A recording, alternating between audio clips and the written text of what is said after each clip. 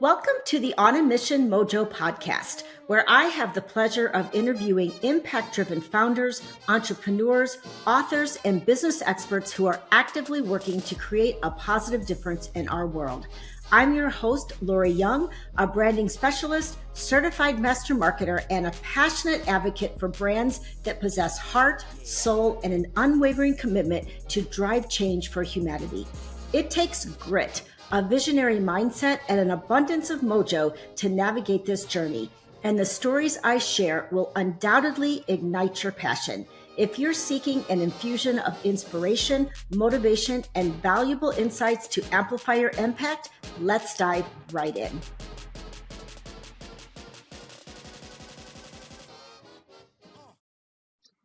Welcome to episode 7 of On a Mission Mojo podcast. I am so excited to have Nicole with us today. I will say I know Nicole very well. I've been working with her for about a year, and she is a very gifted author and a very gifted teacher and has a really, really special mission in this world, but I'm going to let her tell you about that. But before we do that, I want to just formally introduce Nicole. So Nicole Breit is an award-winning author and creator of the Spark Your Story Lab, an online program for writers who want to craft powerful personal narratives and share them with the world.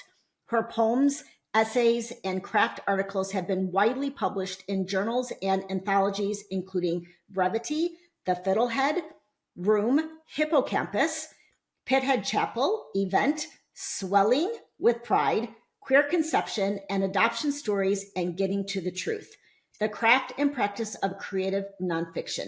Nicole's essay about first love and loss and atmospheric pressure was selected as a notable by the editors of Best American Essays in 2017. So, and maybe we'll talk a little bit about that because I don't think I've actually ever heard about that story that you wrote. So anyway, welcome Nicole for being here. I'm so glad that we are going to have a chance to talk. So why don't we just start, since this is all about being on a mission and all about just showcasing like heart-centered and mission-driven businesses that are creating positive change in our world. Tell me and tell the listeners just a little bit about your mission in the world. Awesome. Thank you so much, Lori. First, I just want to say how excited I am to be here and to have this conversation with you. Thank you so much. My mission is really, I think that it's 1, 2, 3-fold maybe. My mission is to honor this gift of writing, to be able to be an artist in the world. I've been called to be a teacher as well. And a creative entrepreneur. And in my role as a teacher and creative entrepreneur, I'm here to help support writers on their paths to get their stories on the page, including their really hard personal narratives, their heart stories, their brave heart stories. Memoir writers, writers of creative nonfiction, those writers like me who are called to write about our lives, our intimate lives.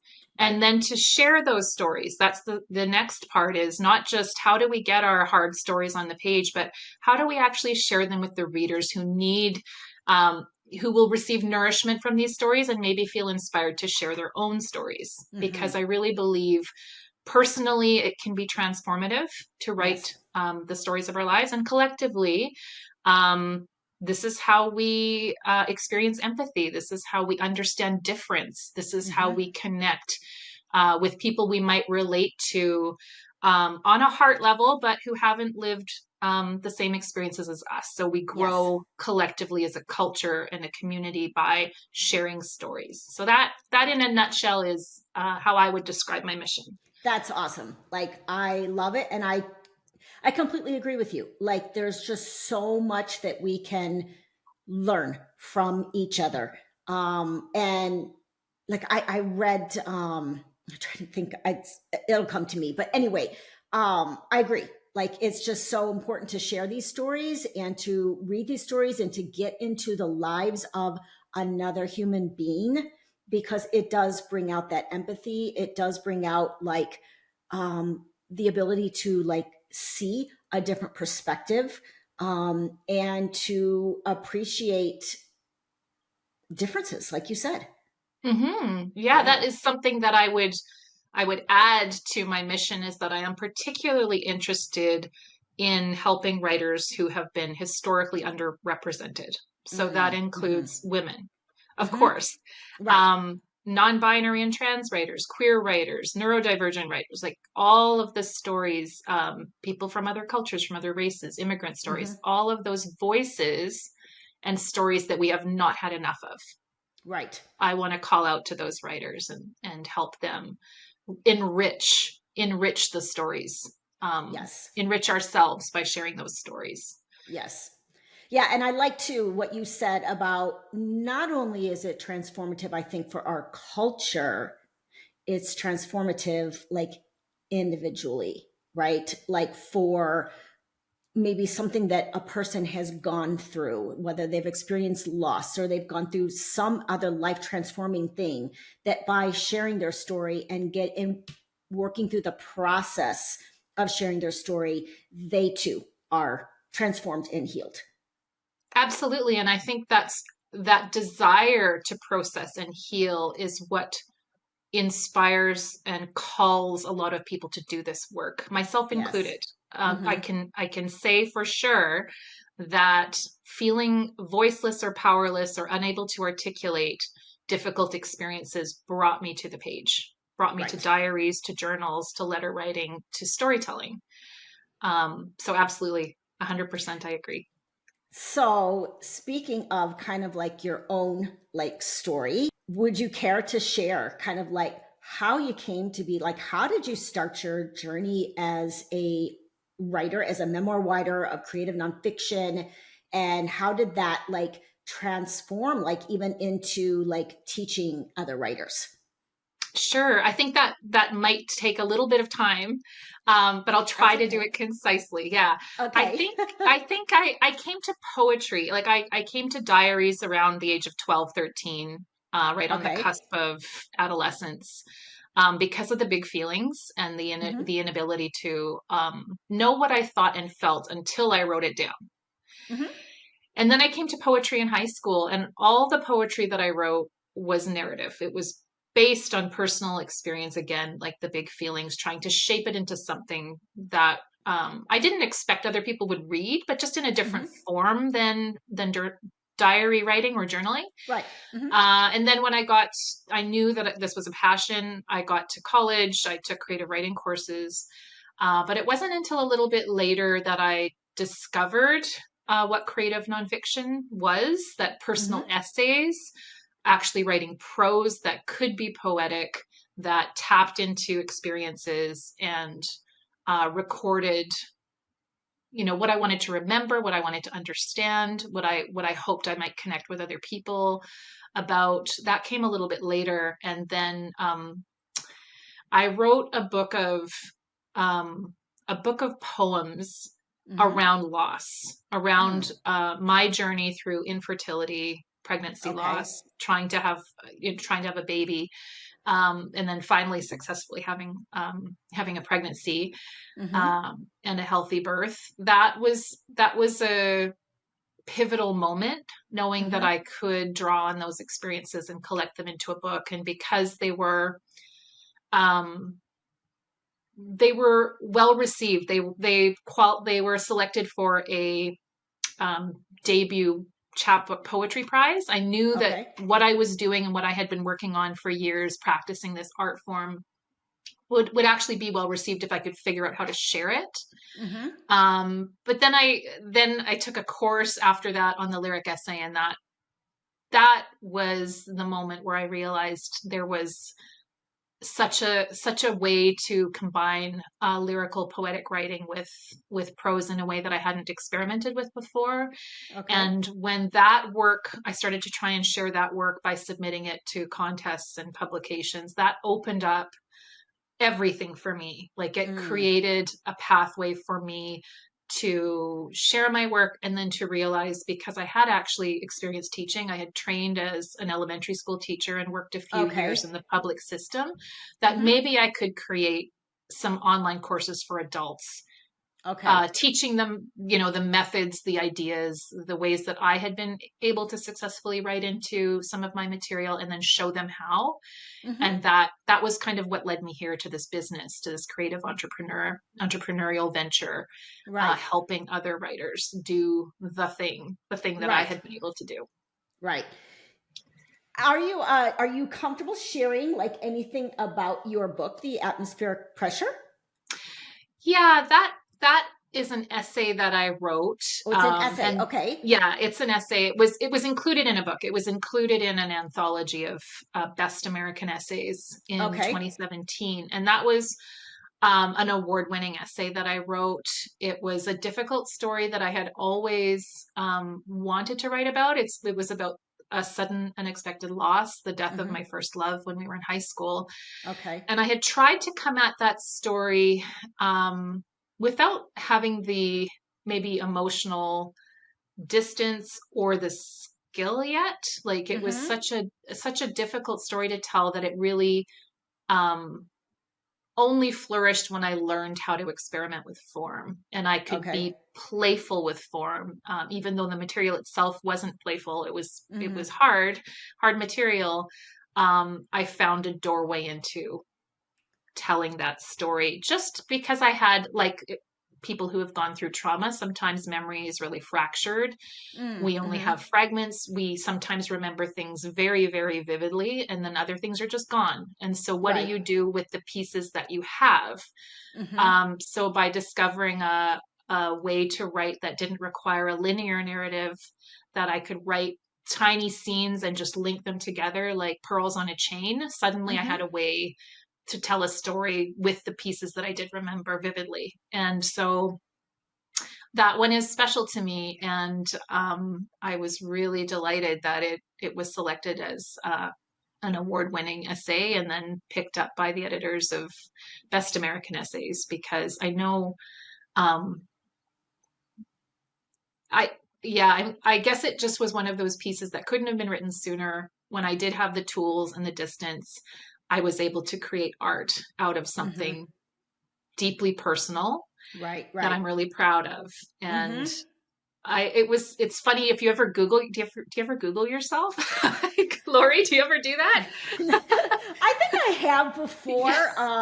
It's probably been a while since I've done that. So tell me Yeah, what happened when you Googled I'm yourself. asking you this question because I Googled myself a couple of years ago, and that Okay. was how I discovered that a writer and a blogger had come across that essay and Okay. broke it down. She deconstructed what was happening in it. And it was so lovely. I reached out to her to thank her for sharing it. But she said at the beginning something like, "Warning, if you are reading this at work, don't. This essay will make you cry at your Oh, desk." okay. Yeah, Okay. yeah. But it was really lovely to, because you never know what happens when you put something of yourself out in the world. If anyone's going to see it, how many times will people not make the effort to tell you that they were moved by Mm. something you wrote? And yet this Hmm. person wrote a blog, and I found it, and it meant so much to me that it meant something to her. So, Right. It's funny. I was just at a podcast recording yesterday, and we were talking about vulnerability and mm, vulnerability in our brands, and mm, being vulnerable enough to put ourselves out there in a way that might feel uncomfortable, and where do we put the lines, right? Like those mm, boundaries, and I'm sure that's something that comes up a lot for the writers that you're mm, that you're working with. Like, how much of my story do I tell? How is it going to offend somebody? Is it going to hurt somebody? Is it going to, are people going to judge me? Like, all of that stuff. Yeah, those are real fears for Hmm. memoir and creative nonfiction writers, for sure. And one of the approaches that I talk about is, you don't have to tell them exactly what happened or the details, but you can write honestly about the impact of an experience, and no one can take that away from you. How you Hmm. feel about something is Hmm. is true, is the truth. Right. Sometimes I've seen writers do this where an experience has been implied. Hmm. You can tell by the details that they do choose to include, but by omitting names and omitting all of the exact details, they protect their privacy and they can Hmm. write into the feelings, Right. into the impact. Right. So they're still Yeah. telling the truth. They're just Hmm. protecting themselves as well. Right.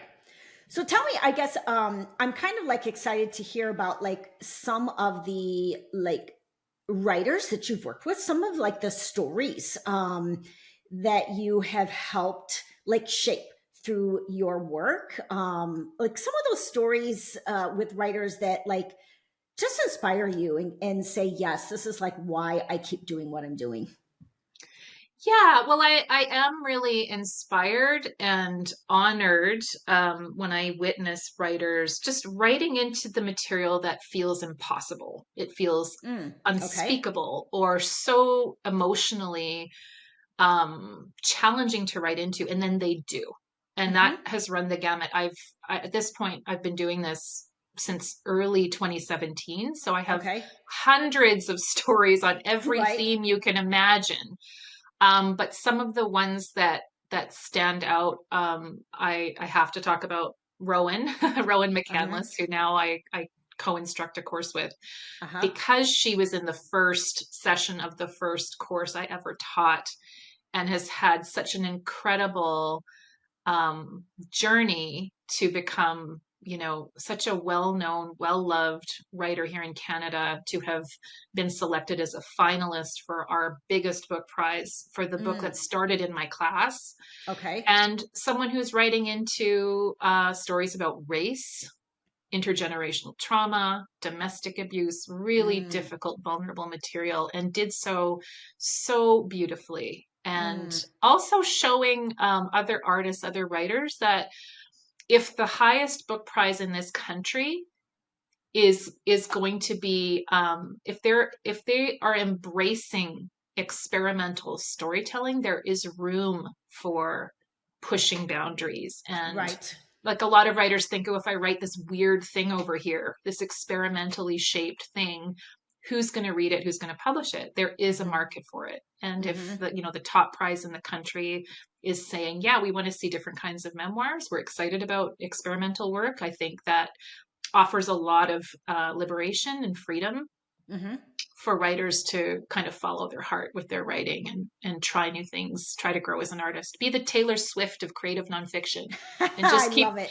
all the different facets of, the way that she comes at music is how I love to see writers come at their stories. Just keep Mm-hmm. trying different things. Yes. Yes. Yeah. That's awesome.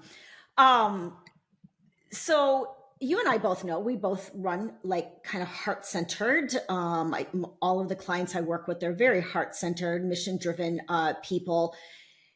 What for you has been kind of like the hardest part of Hmm. like growing that type of business? That is such a good question. And I think as entrepreneurs, as business owners, we are on a growth journey at all times. We are Yes. always challenging ourselves and trying new things, and then seeing what works, and then getting excited about something else, and evolving all the time. But I think one of the hardest parts was that it just took a really long time to understand the path that I was on, Okay. to embrace the idea of entrepreneurship, Mm-hmm. to know that mine was a unique path, and I wasn't ever going to fit in and Mm. sparkle and shine in a job. I Okay. tried. I Okay. tried. I tried to do, to find my way in other working for other people. And so Mm-hmm. for me, I just didn't know how art and business could go together, right? Like, Mm. that's a big question. Yes, it How is. can I be a writer and a teacher and have a viable, profitable, Mm-hmm. growing, scalable business? I never saw myself as a business owner. So Got it. once I realized that, I launched my courses, and then I experienced burnout, Mm-hmm. and I learned that I needed to hire some people. I learned that I couldn't grow, and I couldn't have the business and the time freedom that I wanted unless I really embraced what it meant to be an Mm-hmm. entrepreneur. And I started investing in my learning. I invested in support, in all the help that I needed to be able to focus on my own zone of genius. Right. Um, that was when things got better Mm-hmm. and became even more exciting. And I'm just really so grateful that I have the people around me that I need. I think also as an introvert, as somebody who's a bit of a lone wolf Mm-hmm. and a creative, Mm-hmm. I never saw myself overseeing a business, like Mm. having it in me to Kind of manage like being a people. CEO of a business. Didn't see it Right. as a fit for my personality. But what I Mm-hmm. learned was when you do have the right person around you, they will help you shine. They Mm-hmm. will help you do the thing that you're good at. Right. And it's a joy. It doesn't have to Mm-hmm. be work. It can be a joy to be part Right. of a team on your mission when you have the right people. Mm-hmm. So it was a bit of a leap and a bit of like trusting that I'd be able to earn the money that I needed, the revenue that I needed to hire the people I needed. So that Right. was a revelation that like you can't grow without help. You can't do True. everything yourself. So I hope Right. that that answers your question. Yes, it does. Um, Tell me, I guess, what you're looking forward to in like 2024, like for Mm. writers, like what, like exciting things, like are you looking forward to advance your cause and to get more writers to share their stories? Yeah, well, that is a good question. I'm excited to that we have created, you and I Okay. Uh-huh. have created some really wonderful events and experiences for writers that I will want to promote again, like the 5-day challenge that we've run a couple of times, and moving into experimenting with ads, something we haven't done, just trying different marketing approaches Hmm. that will both inspire and ignite the creativity of writers so that we can attract more people to the teaching that I offer. But as a writer myself, I'm excited to have more time to focus on my book and Your my book. stories, right? That's Right. always the balance, is getting to a place where you feel that you have the time that you got. One of the reasons I got in this, one of my Hmm. whys, was to have time for my own Hmm. art, my own writing. And so Can you um, talk about your book or I no? can talk a little bit about it. Yeah, it's one of those questions where I sometimes ask writers if they want to talk about their work, and then I also say, but if you don't want to talk about it, I understand, like, that idea of um like the more that we talk about it, the less likely we might be to write it because Really? we've told it so many times Really? that Okay. you that, That's that how it works. desire Okay. the desire could diminish. But Okay. my art teacher in high school said that about our paintings. Don't tell everyone about what you're working on, or you'll lose energy for actually doing it. Interesting. Um, Okay. but yeah, but my book will be a memoir in essays, and it's really about the journey that began when I started writing essays like An Atmospheric Pressure, about this Hmm. early unprocessed traumatic loss that I did not grieve for decades. And when Hmm. I was finally ready to open up that story, I wrote and wrote and wrote and wrote. And then Mm. there was more. There was always more Okay. to write. I worked on it for a couple of years, writing these essays. And in the process of writing these essays, and then my work getting some recognition, and then feeling like I could teach, which really started this business, this career as an entrepreneur. The healing that occurred was so transformative that now I want to write about writing about grief. I want to write a memoir about how writing is transformative, and also how do we maintain a relationship with someone that we love who has died. Hmm. That is a Mm. central question of my book. Yeah. How do we maintain our bond? How do we maintain a relationship as the surviving storyteller? How do we love someone Mm. who isn't here to love us back? I'm getting like Yeah. emotional. I'm like, Yeah. I Yeah. And am, because like I know what my spouse is going through right now. It mm, being, we're recording during the holidays, and yeah. she said something to me that just broke my heart. And she said, nobody has seen me as special as my mom has. And I will Mm, never get that love from another person. And I'm just ah, wow. like, Yeah. ah, Yeah. like that grief is so deep. Um, Yes. Yes. so hearing you talk about that, it just brings up like emotion for me, just because, I care so much and love her so much. And I hate seeing her in so much pain. And I love that idea that you Mm-hmm. talk about of how do we maintain a relationship with Mm-hmm. someone who's no longer with us? How do we honor them in this present day? Mm-hmm. Right? That that was something that I really discovered in writing stories. Like, Okay. it really made me realize that I had a privilege, and I had to really honor carefully, with a lot of care, Mm-hmm. how I was going to represent this person who was Mm-hmm. no longer alive. I was giving them a chance to live on the page and Mm. with me. Mm-hmm. So how do I do that as accurately as possible? How do I do that without their feedback or permission? Mm. Right. Or would they like the way that I represented them through the filter of my Ah, memory? Like, right. all of that felt like a huge responsibility. Mm-hmm. And it brought me so much joy to be Mm. able to play again, like Right. to use story as a way in the imagination, which is powerful, to Mm-hmm. spend time together again, to Right. relive the good parts, right? Right. Yes. So for me, that was healing. Mm-hmm. And because we're with a heart-centered audience, Mm-hmm.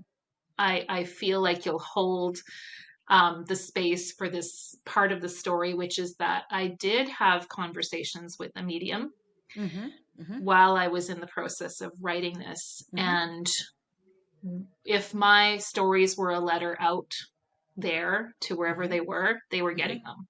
They Mm-hmm. were getting them, and they were Mm-hmm. happy. They were Yeah. happy with the way they were represented. Right. So, and it was so uncanny that I believe that it was a way of transmitting, somehow reaching from here to there through Mm-hmm. story. Oh yeah, So one that of my does. clients is a medium, and she's just shared like just incredible stories of healing and transformation that she's helped her clients with. One person that she talked about was an older gentleman that had lost his brother, like Mm, really really young, and oh, he got into conversation with his brother, and the message that came from his brother like just broke him, and it just opened up a wall of that had been there, like just of yeah, healing that just needed to be like broken through, right? yeah. um Well, what was so amazing to me, because I had three visits with this medium over 3 years that I was mhm, working on these stories mhm, and poems, and it seemed like at every meeting I would get just what I needed, just to mm, take the next step. And in the very first meeting, it was, "You're telling the truth about what happened. mhm. You're telling the truth." And that was so important to me because, as I said, I didn't want to misrepresent a Right. person or a relationship or a Mhm, relationship. And one of those hard stories was about the fact that we were bullied. mm, We were bullied by a couple of girls in high school, and I had always been afraid to tell that story. There was so much shame attached to it, mhm, mhm. and we never had a conversation about it before they Right. passed away. So I never knew um, if they saw it the way I did or how they felt it, because their approach was always to kind of laugh things off and joke Sure. around, and it was hurting me, but Right. Right. I didn't have that same mask, Same I guess, reaction to it. same Yes. Mm-hmm. reaction. And so I Mm-hmm. felt like I never knew Right. if they saw it the way I did. And so hearing you're telling the truth exactly Mm. as it happened, and the Mm-hmm. medium had no idea like Right. Right. what this conversation was really. Right. Right. I knew what it meant, and it Yes. gave me the courage to then write that story about being bullied, finish that story. And it was one of the, I think it was the first one of all of the stories I wrote that ever got published. Mm-hmm. It's called Shame Shame, Mm. and it was published in Hippocampus. And yeah, and then it opened up to a whole like anti-bullying project for me, because So, yeah. I went back to my old high school, where Oh this my took place. gosh. I walked through the halls. I touched his locker. Oh I my gosh. remembered it all. And then I thought, I heard from Hippocampus that they were either going to use a stock photo to go with my essay, or I asked, if I want to, can I actually give you a photo? And they said, Mm-hmm. sure. So I went to the high school and I said, look, this story that is getting published right around the time of like Pink Shirt Day in Canada. I don't know if you have Pink Shirt Day, Mm-mm. but Mm-mm. it's an anti-bullying Okay. day. Mm-hmm. Mm-hmm. And it was going to be published right around that time. So I approached the photography teacher and said, if there are students here who would like to illustrate my story with a Mm. photo taken somewhere around the school, they have to read the story and then figure Right. out what to do. Mm-hmm. There will be some gift cards, like there will be some Oh. prizes. And so two or three students went for it, and I had to choose one, but they were all really good. And it was Ah. their first publication credit. They were published in a literary journal for a photograph. Oh, So it cool. became like a bigger project, and I was really proud Mm-hmm. that I got to meet these young people and see their art and support them in a way. And now that piece is so much more meaningful to me, because the photos are taken right where it all happened, and Exactly. Yes. through the lens of 25 years later, these young people who, Mm-hmm. you know yeah. And a lot of them are going through what you went through and your friend went through, right? I hope it's better. I really Yeah. hope it's better, but yeah, it is. I don't know, it's high school's so hard. It's Oh, already so tell me hard, about it. right? Yeah, like my son, my son, my younger son was bullied a lot through elementary school and high school. And it Mm, wasn't until he got to college that he literally got to experience what it means to have a social life where he wow. was accepted and loved as a friend, Oh, and it's like, yeah, the yeah, work that so you're doing is hard. so important. The getting people, like, I guess I think about if there are writers out there or people that don't necessarily consider themselves writers, but in the back of their minds they want to be a writer, or they want to share a difficult story, or they want to share a story that will bring transformation to the world. Like, what would you say to these writers or wannabe writers on like how to get started, like how to overcome whatever might be stopping them and to get started? Hmm. I think, um, I hope that this is an answer that will resonate with lots of people. Mm-hmm. But I'm going to give you the answer that I wish Mm-hmm. someone had told me. I Okay. think reading, like I am a Mm. bookworm. I love reading, Mm-hmm. but reading outside of the traditional memoirs and narratives out there, like Okay. reading short form work. This is what I teach, short form work, because it's not so overwhelming to start Mm-hmm. and finish a shorter piece. And Okay.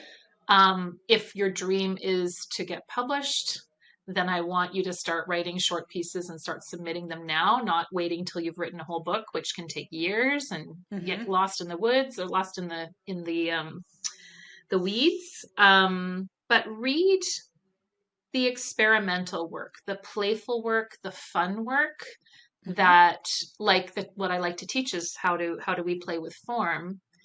And it takes you out of the loop the narrative loop in your brain and forces you to take your material and look at it differently. And once you start doing that, it becomes a creative puzzle to solve. And that is what I've discovered about writing experimental, playful form is if your barrier is the emotional fallout that you fear might happen if you go into this hard material, your brain is not going to be able to focus on the emotional content and how you're going to solve this creative puzzle at the same time. Like Right. even just setting a constraint, like I'm going to write this thing in 3 sections and they can be no longer than 250 words each. That's how I wrote Shame, Shame. I had like a word count limit and it could only be in 3 panels. So what 3 scenes were going to tell this story effectively with no more and no less. So challenging yourself creatively, and like this comes right back to my high school art class where my painting teacher said, if you don't know your next step, turn your painting upside down. Look at Okay. it differently. Look at it upside down. Now you can see your mind knows what it's expecting to see. You've painted a portrait. You know where the nose goes and the ears go Right. and all that. You turn it upside down. You can see where things are not lining up or not where they should be. But because you're turning it upside down, your brain is seeing something new, like not what it's expecting. And I think it's the same thing with writing stories. Like Right. trick yourself into doing something a little bit different. Don't just try to start at the beginning and get overwhelmed by trying to get it all down. Find ways um, to turn the painting upside down for yourself. Okay. If that makes Okay. any sense. If you've got a Yes. creative brain, it will. I think. Yes. And I think what I also love about what you said is the idea of starting small. And I think that Yeah. this can be applied to so much in life, to telling Mm-hmm. stories, to taking steps in your business, like just starting small. Because sometimes we think like, we have this big elephant, like in your Mm-hmm. case, maybe that big elephant is an entire book, right? Or a Yes. whole Yes. memoir. I need to tell my whole story. Yeah. Yeah. And it's like, oh my gosh, like, how could I ever possibly do that? And then you just like shut it down.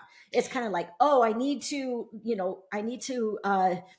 do something with this big, huge elephant, but I can't tackle a big, huge elephant. Yeah. And I so can't I'm just even going to fit. run away. Yeah, how am I going to even fit that elephant through my front door? Like Right. I can't even squeeze it into my house. So how am I going to work Right. with it?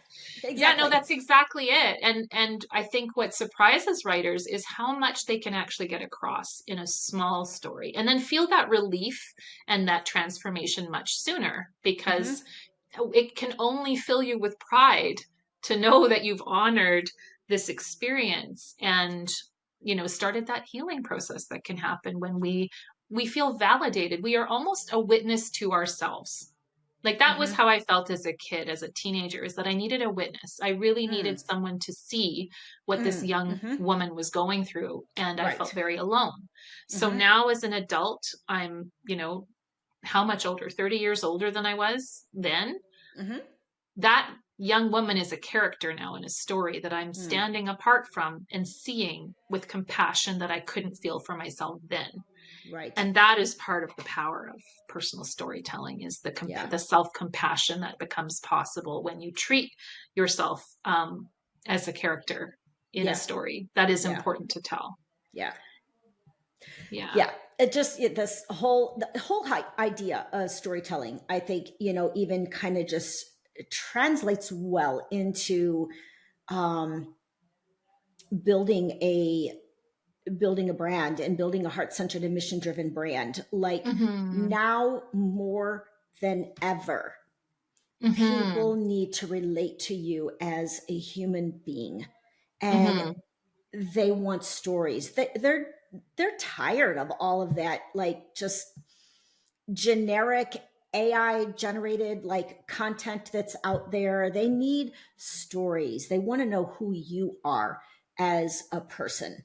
Mm-hmm. And so I just think, even writing social media content is a really small way, right? To start a story, like to start telling your story and Mm-hmm. practicing. But anyway, like I want to like kind of end with like, since this is all about, being on a mission, and it's called On a Mission Mojo.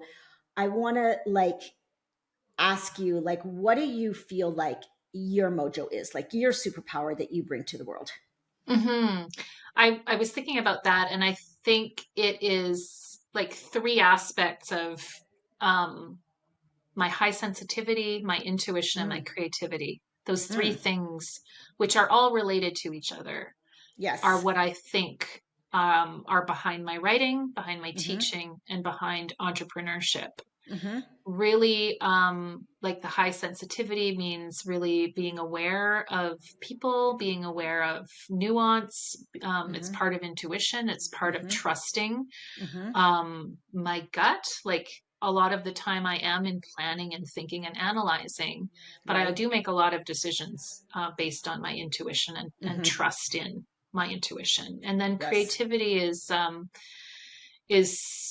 what makes all of this fun. It makes the Mm-hmm. business a creative project. So if I'm tapping my creativity, I'm the happiest person in the world, whatever Right. shape that takes.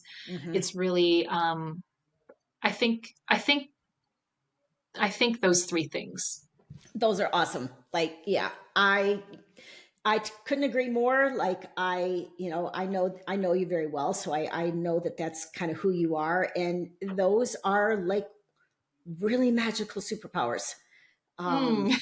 They really are. Like, to be highly sensitive. Sometimes I'm very highly sensitive myself, and sometimes I think, oh my gosh, it's so hard living in this world. Like, it's so Yeah. hard being highly sensitive, because hmm it's just so much like can affect us, right?